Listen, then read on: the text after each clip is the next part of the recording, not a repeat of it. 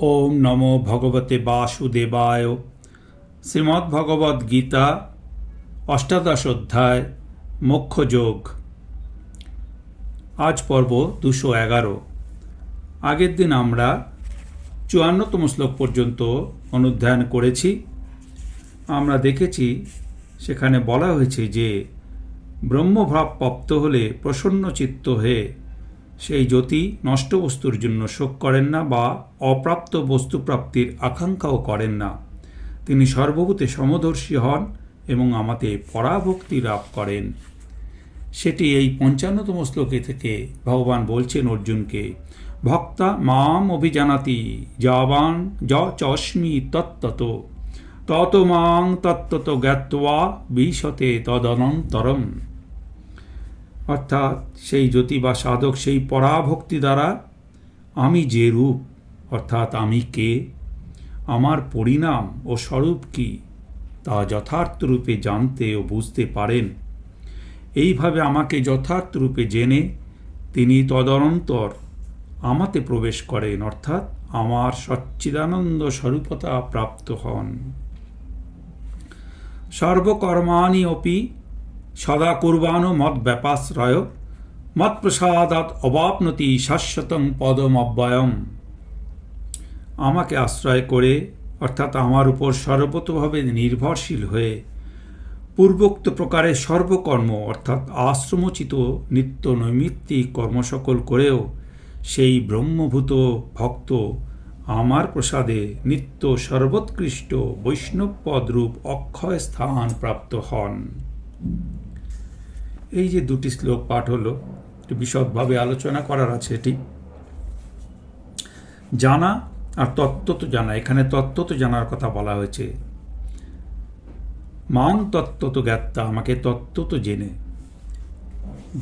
যেমন দুগ্ধকে জানার নাম জানা, আর ক্ষীর স্বর ইত্যাদি আস্বাদন করে জানার নাম তত্ত্বতে জানা। তরল দুধই ঘনীভূত হয়ে ক্ষীর হয়, স্বরূপ একই থাকে, কিন্তু আস্বাদনের একটি তারতম্য হয়, পার্থক্য হয়। তো জানতে হবে শ্রী ভগবানকে, কিন্তু তিনি যে শুধু অস্থি আছেন অস্থিরূপে জানলেই হবে না, প্রিয় রূপেও তাকে জানতে হবে। সেটি বলা হচ্ছে যাবান য চস্মি। ক্ষীর যেমন দুধ থেকে অতিরিক্ত কিছু নয়, তেমনি শ্রীহরির যে রূপ গুণ লীলা সেটিও তার স্বরূপ থেকে অতিরিক্ত কিছু নয়। অস্থিরূপে ভগবানের সত্তা সর্বত্র ছড়ানো আছে, জ্ঞানে সেটি জানা যায়, কিন্তু প্রিয়রূপে তার অপ্রাকৃত নাম রূপ লীলা মাধুর্য সেই প্রেমাঞ্জন চক্ষু দিয়ে একমাত্র ভক্তির দ্বারাই জানা যায়।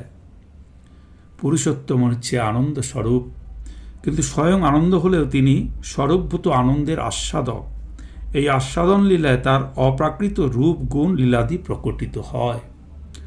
যাবান যচস্মি কথার অর্থ আমার স্বরূপ ও রূপ গুণ কর্মাদি যেটা তা বিশদভাবে জানতে হবে। এইভাবে আমাকে জানতে হলে, আস্বাদন করতে হলে একমাত্র পরাভক্তি তার উপচার। ভক্তা মাম অভিজানাতি, অভিত অর্থ পরিত, সর্বতভাবে জানতে গেলে পুরুষোত্তমের রূপ স্বরূপ গুণ ও লীলা তত্ত্বত জানতে হবে। এই সমস্ত বস্তু অনুভব না হলে কখনো তার স্বরূপ জ্ঞান পূর্ণাঙ্গত প্রাপ্ত হয় না। এই সব আস্বাদন করতে গেলে তার যে লীলা তার মধ্যে প্রবেশ করতে হবে। সেই জন্যই বলা হয়েছে বিশতে তদ অনন্তরম। যে ভক্তির এই মহাসামর্থ্য তারই নাম প্রেম ভক্তি বা পরাভক্তি। এই পরাভক্তির মাধ্যমে শ্রী শ্রী গীতা জ্ঞান ও কর্মের দুটি বিশাল স্তম্ভকে মিলিয়ে দিয়েছেন। তাতে নির্মিত হয়েছে সাধনপথের এক বিশিষ্ট তরুণ। জ্ঞান কর্ম এবং ভক্তির এই মহাসমন্বয় নিখিল সাধনশাস্ত্রে মুকুটমণি রূপে বিরাজমান। শ্রীমদ্ ভাগবত বললেন, হরির এমন গুণ যে আত্মারাম যারা তারাও তাকে ভক্তি করেন। আর গীতায় ভগবান নিজেই বললেন, ভক্তির এমন গুণ যে শ্রীহরির নিখিল মাধুর্যকে সে সর্বতভাবে জানতে পারে। দুটি কিন্তু একই কথা। যেমন খাবার যদি পুষ্টিকর হয় তাহলে স্বাস্থ্য ভালো থাকে, কিন্তু আমাদের যে নাভিতে উদরে বৈশ্বানর অগ্নি আছে, সেটি যদি ঠিক থাকে তবেই স্বাস্থ্য ভালো থাকে। দুটি কথা কিন্তু একই কথার এপিঠ ওপিঠ। শুধু পুষ্টিকর খাদ্য স্বাস্থ্যকে ভালো করে না যদি যে জঠরাগ্নি তার তেজ না থাকে। আবার জঠরাগ্নির তেজ থাকলেই হবে না, তাতে পুষ্টিকর খাদ্যের আহুতি পড়তে হবে। ভক্ষ যে পানীয় ততক্ষণই সুখ দেয় যতক্ষণ জঠরে তীব্র ক্ষুধা তৃষ্ণা আছে। খাদ্য আছে বলেই ক্ষুধার সার্থকতা, ক্ষুধা আছে বলেই খাদ্যের মধুরতা।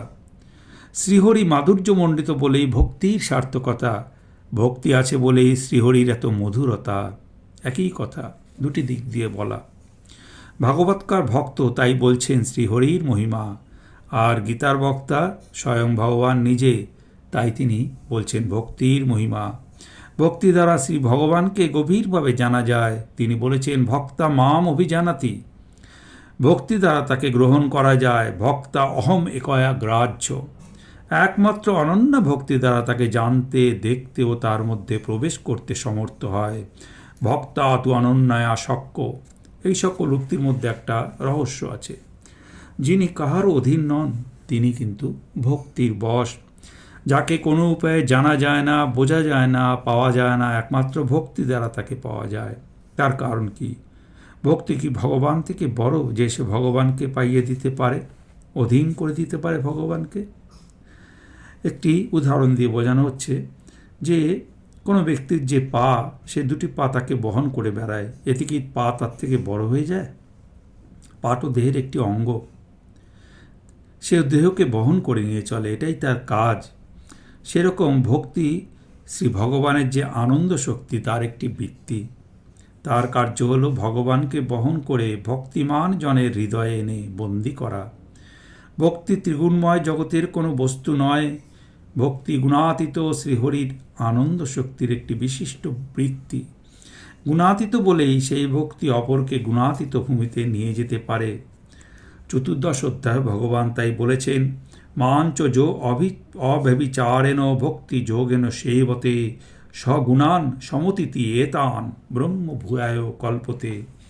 এই গুণাতীত পরাভক্তি দ্বারা গুণাতীত অশেষ কল্যাণ গুণময় শ্রী ভগবানকে নিবিড়ভাবে পাওয়া যায়, তার লীলাসাগরের গভীরে প্রবেশ লাভ করা যায়। কর্মযোগীর যে নৈষ্কর্ম সিদ্ধি হয় সেটা সন্ন্যাসের দ্বারা। তারপর স্বকর্মণা তাকে অর্চনা করতে করতে কর্মী জ্ঞানী হয়ে ব্রহ্মভূত হয়। তারপর সেই সন্ন্যাসী তখন নিজের কর্মের দ্বারা অর্চনা করে কর্ম থেকে জ্ঞানীতে হয়ে এবং জ্ঞান হয়ে সে ব্রহ্মভূত হয় জ্ঞানের দ্বারা। এই ব্রহ্মভূত পরাভক্তি লাভ করে। ব্রহ্মভূত যে ব্যক্তি সেই পরাভক্তি লাভ করে। এ সময় কি তার কর্ম থাকে না কর্মশূন্য হয়ে যায়, এ প্রশ্ন উঠতে পারে। এখানে বলা হয়েছে বিবিক্ত সেবী শব্দাদীন বিষয়াং ত্যক্তা ধ্যানযোগ পরা প্রভৃতি জ্ঞানভূমির বিশেষণগুলো শুনলে মনে হয় তখন আর তাতে কর্মের আভাসমাত্র নেই। এই জিজ্ঞাসার উত্তর ভগবান দিচ্ছেন যে যেটা মনে হচ্ছে তা নয়। সকল কার্য সর্বদা সম্পন্ন করেও সেই মতপরায়ণ ব্যক্তি অনাদিপদ ব্রহ্মপদ বিষ্ণুর পরমপদ প্রাপ্ত হন। আমার অনুগ্রহই তার তখন একমাত্র সম্পদ। সে আমার হাতের ক্রীড়নক, তার কোনো কর্মে আর বন্ধনের ভয় নেই।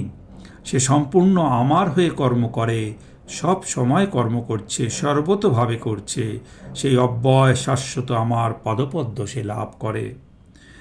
সর্বকর্মাণি অপি, এই কথাটি যে বলছেন তিনি, এই শ্লোকটির মধ্যে এই অপি শব্দটি থাকায় বক্তার এটাই মনে হয় যে তিনি বলতে চাইছেন যে ওই অবস্থায় কেউ যদি সম্পূর্ণ কর্মহীন হয়ে শান্ত অবস্থায় স্থির হয়ে গিয়ে থাকুক, তাতে কোনো দোষ বা উদ্বেগ নেই।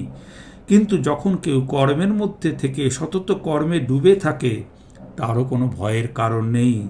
কারণ যে বীজ একবার সিদ্ধ হয়ে যায়, সেই বীজ থেকে কিন্তু আর অঙ্কুরোদ্গমনের সম্ভাবনা নেই। তাই এরূপ ব্যক্তির কাজে আর কোনো ভয় নেই, কারণ সে তখন সিদ্ধ হয়ে গেছে। কর্ম আর তাকে তখন বদ্ধ করতে পারে না। আজকের মতো পাঠ এখানেই সমাপ্ত হলো। গঙ্গা, গীতা, সাবিত্রী, সীতা, সত্তা, পতিব্রতা, ব্রহ্মা, বলি ব্রহ্মবিদ্যা, ত্রিসন্ধ্যা মুক্তিগেহিনী অর্ধমাত্রা চিতানন্দা ভবগ্নিভ্রান্তি নাশিনী বেদত্রয়ী পরানন্দা তত্ত্বার্থ গণমঞ্জুরি। গীতার এই 18টি নাম জপ করলে জ্ঞান সিদ্ধি এবং পরম পদ প্রাপ্ত হওয়া যায়। ওম শ্রীকৃষ্ণায় অর্পণমস্তু। হরি ওম তৎসৎ।